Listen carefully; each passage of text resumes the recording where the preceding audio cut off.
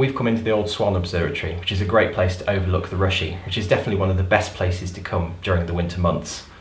Obviously, stars of our show out here will be the Buick swans of our 4 o'clock feeds from the Peng Observatory, but the site is also absolutely stuffed full of ducks, and a good number of species can be seen out here during the winter. Feeding along the water's edge with our Buick swans will be our dabbling ducks. There are 3 main species that occur here on the Rushy. There are shelduck, large white duck, those 2 black stripes down the back, big orange band around the breast, and that big green head and red bill. Then we've got our mallard, the classic local duck pond duck. Silver grey bodies on the males, those bottle green heads and bright yellow bills. But mixed in amongst them, we've also got our pintail too. Males have still got the grey bodies, but they've got a chocolate brown head with that white stripe which runs up the back and those long central tail feathers that give them their name. Slightly further out in the deeper water, that's where we get our diving ducks. 2 really easy species to pick out here, things like tufted duck. Males have got those black bodies with that white side panel and that really vivid gold eye. And then potchard too. Males have got those silvery bodies, black at either end with that fantastic rusty orange head.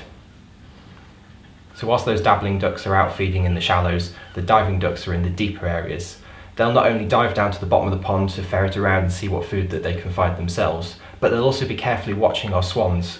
The swans have got a great way of feeding. They'll sit back, they'll start paddling their feet to try and disturb up the food that's at the bottom of the pond that they can't see or reach. And the diving ducks know exactly what they're up to. They'll hang around the swans, they'll dive underneath them and try and grab themselves an easy meal. Very much let the swans do the hard work for them.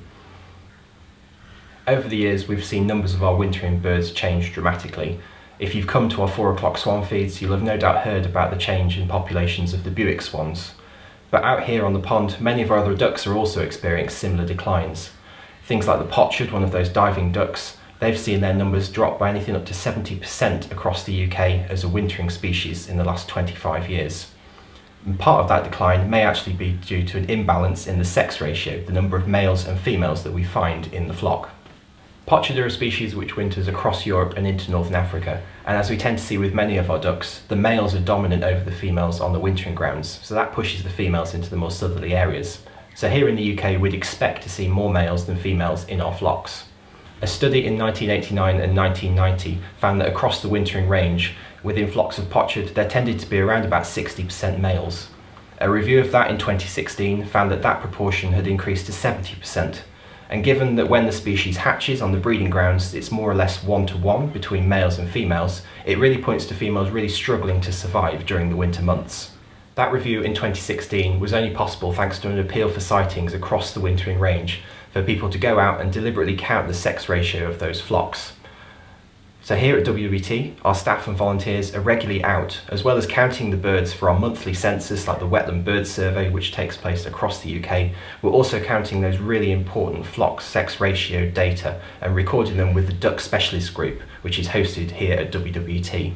And you can help too by heading out this winter and counting the males and females in any duck species right here in the UK. Then head online to ducksg.org and submit your sightings through to the International Survey. Back here at Slimbridge, as the winter months progress, we'll see some more and more ducks arrive here on the Rushy to join our Buick swans, and they'll provide the perfect backdrop for our 4 o'clock commentator feeds from the comfort of our heated Peng Observatory. So come and join us this winter and see the magic of Slimbridge for yourself. Hello and welcome to our new Arctic Adventure exhibit, here to portray 3 of the most lovely of the tundra species. Behind me we have some Greenland white fronts. The white fronts are so named because of their lovely white foreheads, but the Greenland is the subspecies most easily recognised by their lovely dark, rusty, oily coloured feathers. The Greenland is one of several subspecies of the white front that we have on site, and it's well worth having a little look. The lesser white front was actually the species that Sir Peter Scott found down here in the Severn Valley, and hence founded the Wildfowl and Wetlands Trust itself. The Wildfowl and Wetlands Trust takes part in research projects to investigate the decline of the Greenland white-fronted goose, and one of the methods we can use to identify these problems is by using ID bands. The purpose of the exhibit here is to enable all of our visitors to come into the hut, authentic and weather-beaten as it is, and have a go at working out what it's like to be a real Arctic explorer. The hut is designed where you take part in activities, from using binoculars to look at the ID rings themselves, through imagining how you'd cook dinner and spending a night out on the bleak open tundra itself. The Greenland white fronts are sharing their exhibit with a pair of Buick swans, another incredible species that makes an amazing journey all the way from the Russian tundra. Last but not least, today we'll be releasing a small group of European scorp. For our own identification purposes, we will be putting some metal rings onto the scorp, on the left leg for the female and on the right leg for the male. These are just one of many different bands that we see here at Slimbridge, so do come down to the Tundra Hut and have a little look at what you can see.